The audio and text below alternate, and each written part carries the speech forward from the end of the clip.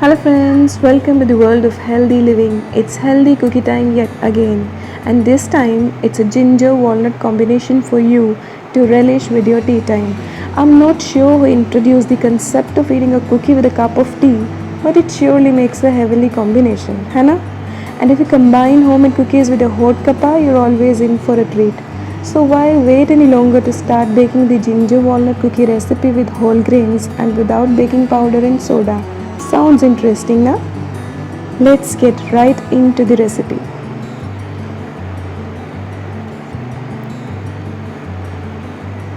So for this recipe you need 3 tablespoons solid ghee or butter, 2 tablespoon oil, 1/4 cup plus 2 tablespoon of jaggery powder. The amount can increase. You can increase the amount of jaggery if you want.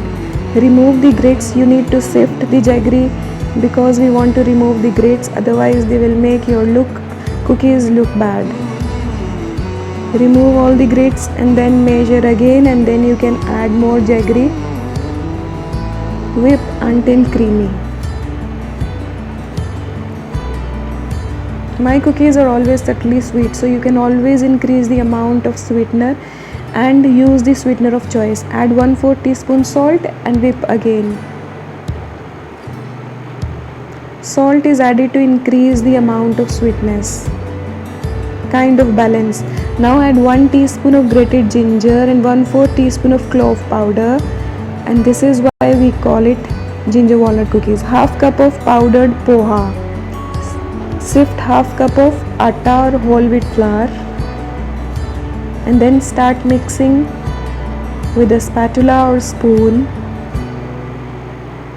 The idea is not to knead. Now add 2 tablespoons of oats powder, 2 tablespoons of Horlicks powder. If you don't have Horlicks powder, you can add total amount of 3 tablespoons of oats powder, 1/4 cup of cornflakes or any flakes or nuts of choice. We had cornflakes at home, so I added it to the recipe. This won't make any difference. Now add 1 tablespoon of milk to bind the dough.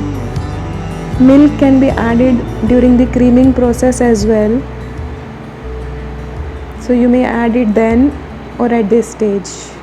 Do not knead, please don't knead. Kneading will result in gluten formation and we don't want our cookies to be chewy. We want our ginger walnut cookies to taste really crunchy and crispy without baking powder and soda, right? So never knead your cookie dough, as far as my cookies are concerned, because we don't use raging agents. Okay, so I am making small balls. You don't need to make small balls. Now dust surface with flour, and then I made small balls to make rolling it easier. Roll out thin. It should not be too thick. It should be at least double or triple the size of a roti. Top with slivered walnuts and raisins. I have added walnuts, pistachio and pumpkin seeds and black raisins or currants. Meanwhile, preheat your air fryer, oven, OTG, convection or even a stove top for at least 10 minutes for 160 degrees. You don't need to preheat your air fryer for 10 minutes. You can do it for 5 minutes also. Now bake in a preheated air fryer oven OTG for 15 to 20 minutes at 160 degrees. Mine were a bit thick, so took me longer. They took me at least 22 minutes, and I have used 1 cup is equal to 240 ml.